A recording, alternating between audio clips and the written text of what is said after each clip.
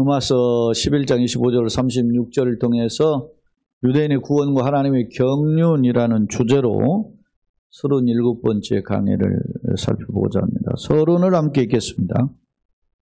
이제까지 바울은 이스라엘의 실패와 이방인의 구원에 대한 과정을 하나님의 주권과 풍성하신 긍휼의 측면에서 증거한 바 있다. 9장부터 11장까지 이야기 중에 특히 11장에서 이 내용을 이렇게 다시 한번 정리했어요. 그렇다면 선민 이스라엘이죠. 선택받은 백성이었던 유대인은 어떻게 되는 거예요? 이스라엘 실패해서 감람나무에서 잘렸잖아요. 지난주에 감람나무에 붙어있던 가지를 잘라버렸다잖아요. 그리고 그 잘라낸 자리에다 누구를 붙였어요? 야생 올리브, 돌감나무 갖다 접붙였다 그랬죠. 그러면 잘라진 이스라엘은 어떻게 되는 것인가에 대한 궁금증이 있을 거 아닙니까? 그거에 대한 이제 해답을 오늘 본문에서 제시해요. 정리하면 유대인 역시 하나님의 품으로 돌아오게 될 것임을 역설한다. 물론 이는 전적으로 어떻게 하나님의 구원 계획에 달려 주권에. 근데 그 하나님의 구원 계획 중에 어디에 달려 있어요? 신실성에 달려 있다는. 왜 이스라엘이 회복되냐는 거예요. 뭐 때문에 회복이 돼요?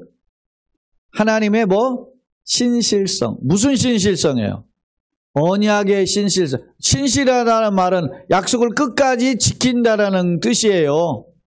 그러니까 하나님이 이스라엘 민족에게 베푸신 언약, 그 약속, 말씀으로 맺어진 약속에 신실해. 이스라엘은 그걸 버렸지만 하나님은 끝까지 놓지 않고 그걸 지키셔. 누구와의 약속이에요?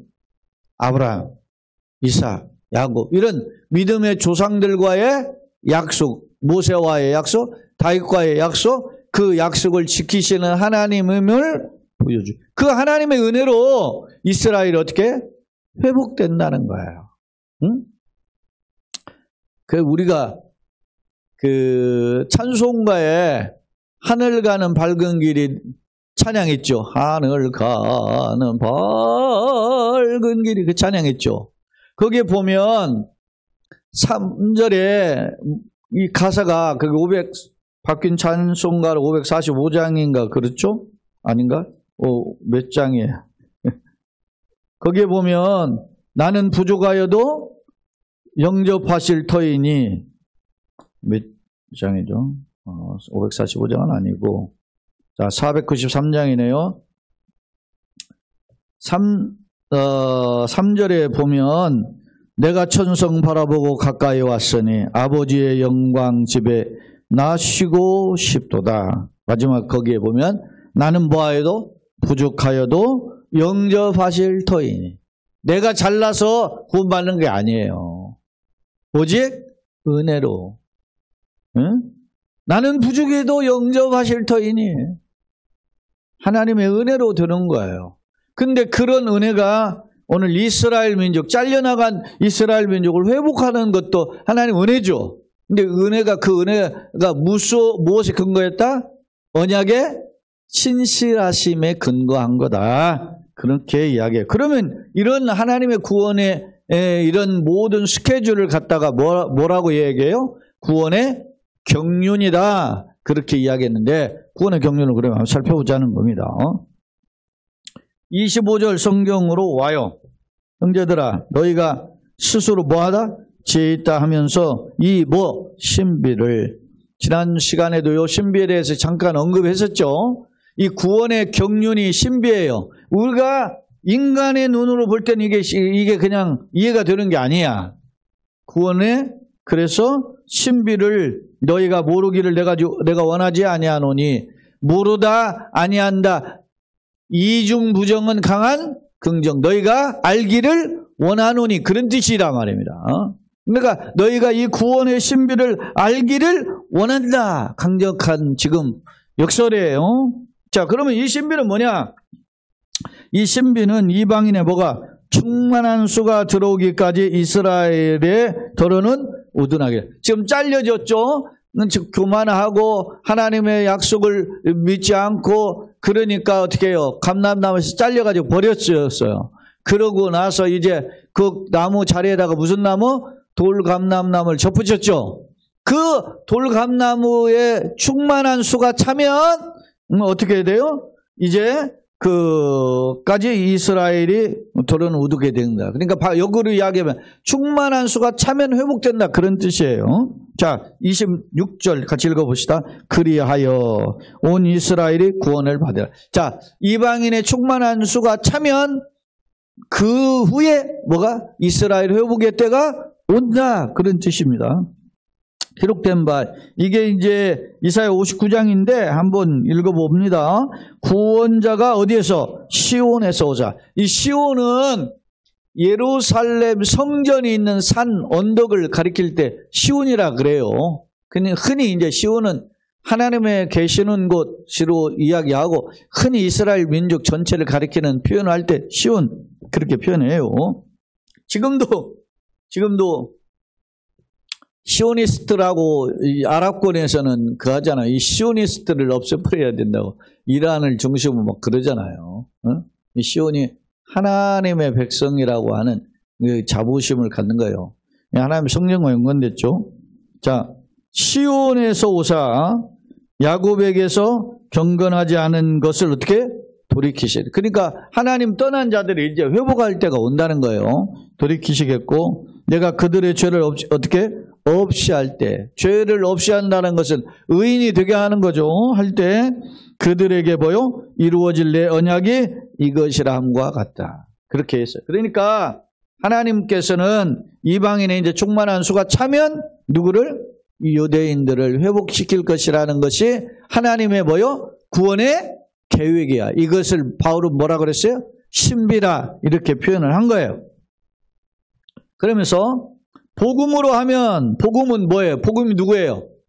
예수죠. 1장에서 이미 1장 1절로 4절에서 이야기했잖아요. 내가 복음으로 사도됐다 그랬죠. 예? 복음을 위하여 택정을 받아 사도된 바울이라고 하잖아요. 이 복음이 뭐냐? 그러니까 복음이 육체적으로는 뭐고 성령으로는 뭐다, 이렇게 설명했어요. 육체적으로는 다윗의 자손으로 오시고 성령으로는 죽은 자 가운데 부활하셨다. 복음이 누구예요? 그러니까 예수님이죠. 그러니까 예수님으로 복음으로 하면 그들이 너희 조상으로 너희로 말미암은 뭐요? 원수된 자. 너희는 지금 누구예요?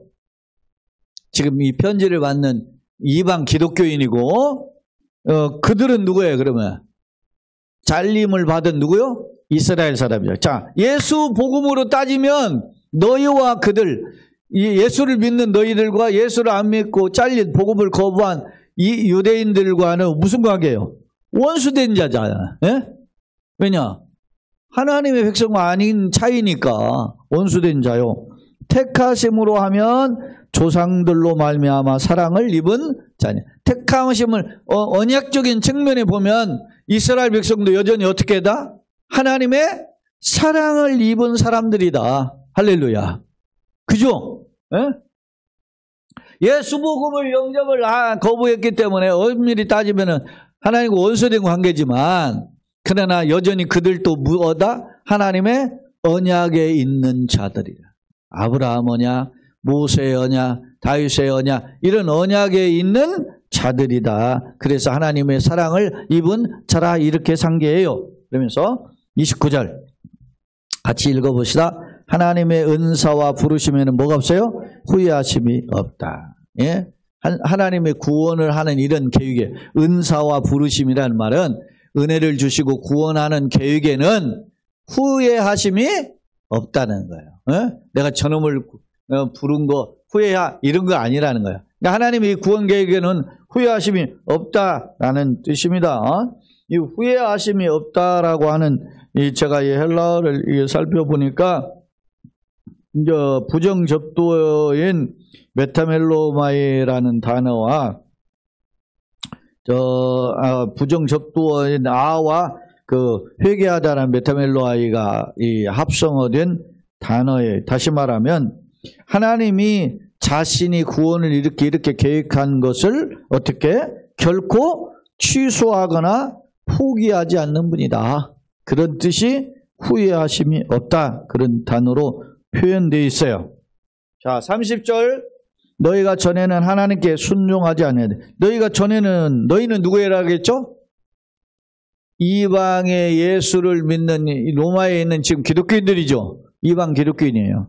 근데 너희가 전에는 어떻게 해요? 예수 알기 전에는 그런 뜻이죠. 하나님께 뭐 하더니? 순종하지 아니하더니. 그렇죠? 하나님을 대적한 이방인들이 소위 말하면 하나님 앞에 대적자들이었죠. 그런데 이스라엘이 순종하지 아니함으로 하나님의 약속인 메시아인 예수님을 거부함으로 이제 어떻게 해요? 궁유를 입었죠. 그 이스라엘이 그냥 나무에 잘리고 그 자리에 너희가 접붙임이 되었다. 궁유를 입었다. 그런 표현입니다. 자, 이와 같이 마찬가지로 이 사람들이 순종하지 않은 이 사람들은 지금 누굽니까? 유대인들이에요. 유대인 순종하지 이는 너희에게 베푸시는 긍휼로. 여기 보세요. 지금 이 긍휼이라는 단어가 30절에도 한 번 나왔죠? 31절에도 두 번 나오죠? 32절에도 또 나와요. 그죠? 이게 긍휼. 그러니까 하나님의 풍성한 긍휼로 너희를 그 이스라엘 잘라내고 너희를 거기다 접붙인 것처럼 이제도 그들도 누구예요? 그들은 누구예요? 유대인들이죠. 유대인들도 긍휼을 얻게 하려. 하나님의 긍휼로 다시 유대인이 회복되게 하려 하심이라. 그러면서 31절, 32절을 다시 같이 읽어보겠습니다. 이와 같이 이 사람들이 순종하지 아니하니 이는 너희에게 베푸시는 긍휼로 이제 그들도 긍휼을 얻게 하려 하심이라. 하나님의 모든 사람을 순종하지 아니하는 가운데 가두어 주심은 모든 사람에게 뭐요? 긍휼을 베풀려 하십니다. 여기서 모든 사람을 순종하지 않지. 모든 사람은 누구예요 지금? 유대인과 이방인. 그런데 그들을 어떻게 해요? 모든 사람에게 긍휼을 베풀어서 구원을 받게 하시는 것이 하나님의 뭐요? 계획이라는. 에? 이스라엘은 지금까지 어떻게 생각했어요? 자기들만 구원받았다 생각했죠. 그런데 그런 혈통과 할례 이런 율법 조건으로는 구원받을 수 없어요.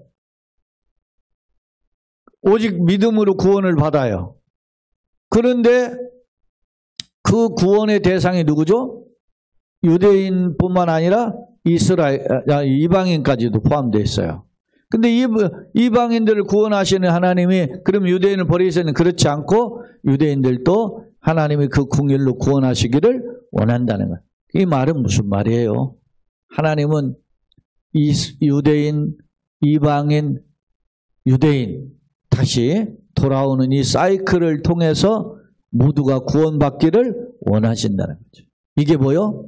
긍휼이라는 단어로 반복해서 사용해서 이 풍성한 긍휼로 모든 사람, 다시 말하면 유대인과 이방인 모두가 구원받기를 원한다. 그런 뜻입니다. 결국은 하나님은 모든 세상을 구원하기를 원하신다라는 거예요. 그러니까 이걸 누가 깨달았어요 지금? 바울이. 이 신비라고 했죠. 이 구원의 계획이.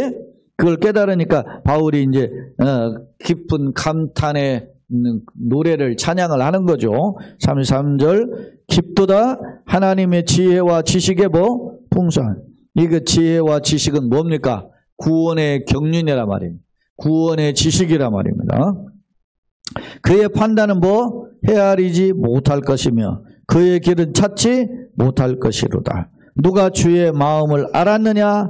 누가 그의 모사가 되었느냐? 그러니까 옆에 참모가 돼서 하나님이 그렇게 하시는 계획들을 알 수 있느냐? 그런 말이에요. 누가 주께 먼저 드려 갚으심을 받겠느냐? 이는 만물이 주에게서 나오고 주로 말미암고 주에게로 돌아감이라. 그에게 영광이 세세에 있을지어다. 아멘. 이렇게 찬양을 한 것. 예? 구원의 신비를 깨달은 바울이 이게 구원의 비밀이구나. 예? 그런데 여전히 유대인들은 이 비밀을 깨닫지 못하고 자기가 혈통과 이런 할례와 율법으로만 구원받는 착각하고 있어요. 어리석은 거지. 유대인들이 지금 그렇고 이방인들은 이렇게 오직 은혜로 이렇게 구원을 받는데 마치 자기가 노력하고 예수 잘 믿어가지고 구원받는 것처럼 착각. 이것도 교만이지. 오직 은혜예요. 오직 은혜. 예? 아까 우리 강아리 목사 찬양했잖아요. 은혜. 예? 모든 것이 은혜, 모든 것이. 자, 교재로 다시 돌아와 봅니다. 이게 지금 세상 사는 게 그냥 막 좋은 것 같으니까 복음 없이 살아도 살맛 나는 것 같이 보이지. 어느 날 한 방에 훅 가요. LA에 그 산불 일어났잖아요. 그 유명한 부자 동네들 다 탔지요. 서울 면적이 20%만 탔다 그러잖아요. 우리 서울 면적이 얼마나 큽니까? 근데 불탄 면적이 20%면 꽤 넓죠. 근데 그 불탄 면적의 재산 피해가 400조라잖아요. 400조.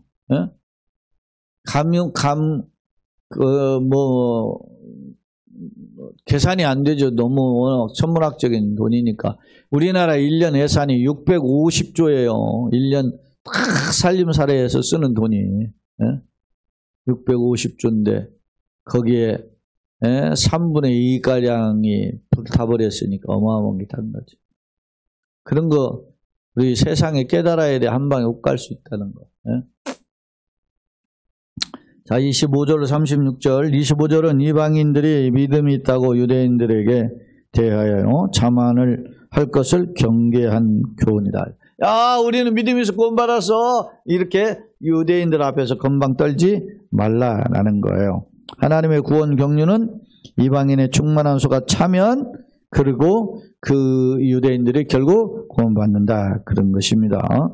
자, 그 내용이 이사야 59장이나 27장의 내용을 인용한 건데 종말론적으로 볼 때 상당수 유대인들이 복음을 통해 회심할 것이다. 그래서 무화과 나무 잎이 연하해지면 뭡니까? 여러분 가까운 줄 알듯이 유대인들이 회복이 되는 때가 주님의 재림의 때라고 생각하는 것이 전통적인 견해예요.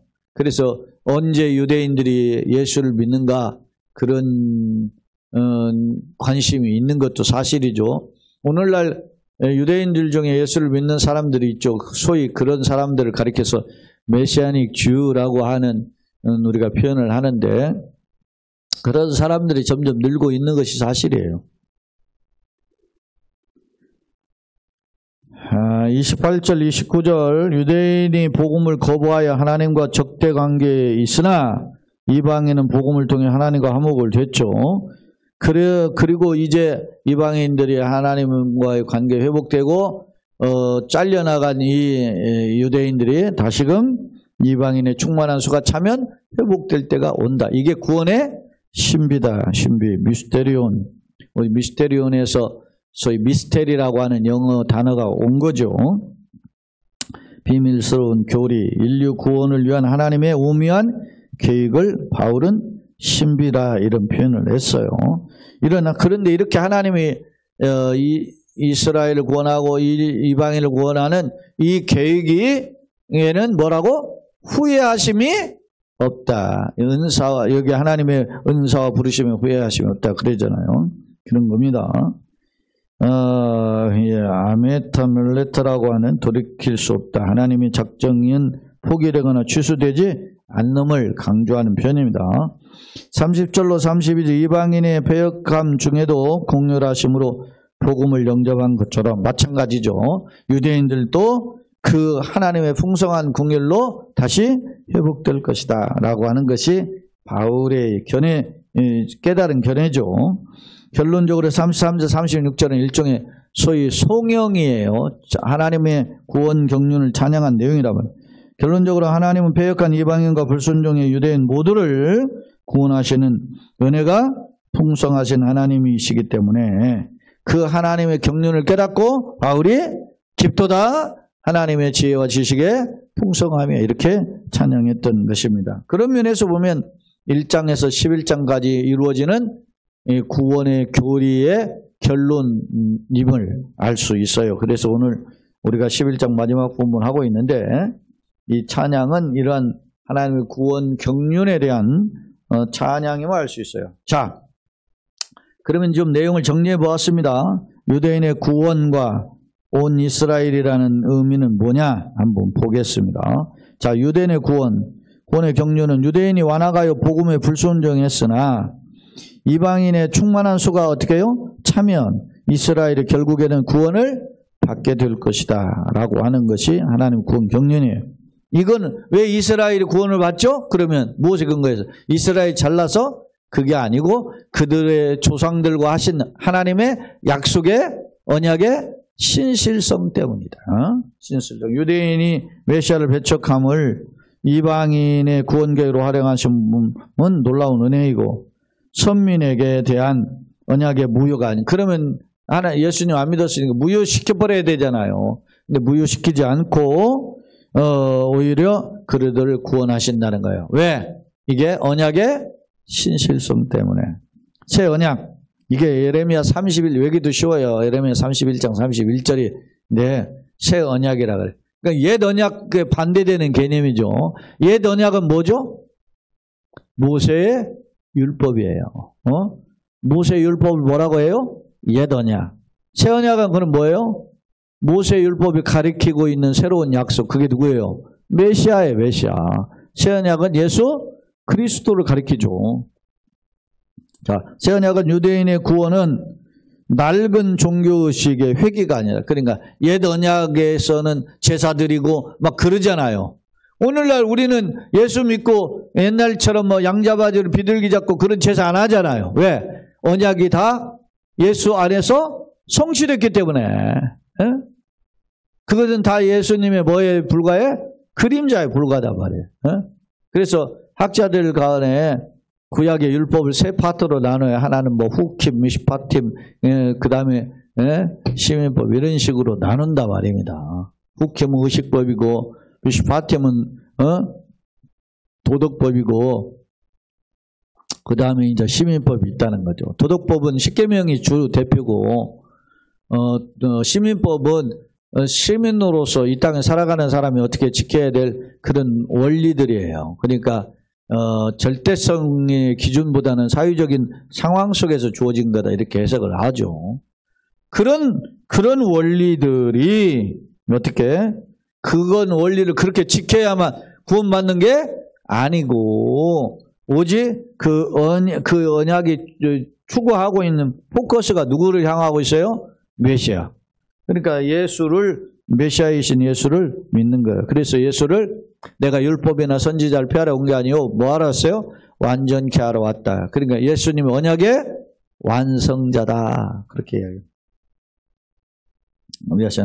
즉 불순종으로 언약이 초대될 수 없고 유대인 이방 모두 은혜로 구원받는다. 그런 것입니다. 그래서 유대인의 구원이고 이 구원에 대한 경륜을 우리가 살펴봤어요. 그러면 온 이스라엘, 모든 이스라엘이 이제 구원을 받는데 온 이스라엘 개념이 뭐냐? 라고 할 때 혈통적 개념보다는 믿음의 성도들. 그래서 우리가 예수를 믿을 때 누구의 자손이 되죠? 아브라함의 자손이 돼. 그러니까 우리가 믿음의 조상 아브라함인데 피로는 섞이질 않았죠. 그렇지만 우리가 아브라함 믿음의 조상이라 하는 이유는 뭐예요? 혈통적인 이 아니라 믿음으로 말미암 언약으로 말미암는 조상이라는 겁니다. 그래서 온 이스라엘의 개념에는 혈통적인 이스라엘과 언약을 믿는 이방인들이 함께 포함되어 있어요. 그게 그래서 혈통적 개념보다 믿음의 성도들, 다시 말하면 그리스도인 예수 믿는 공동체를 의미한다.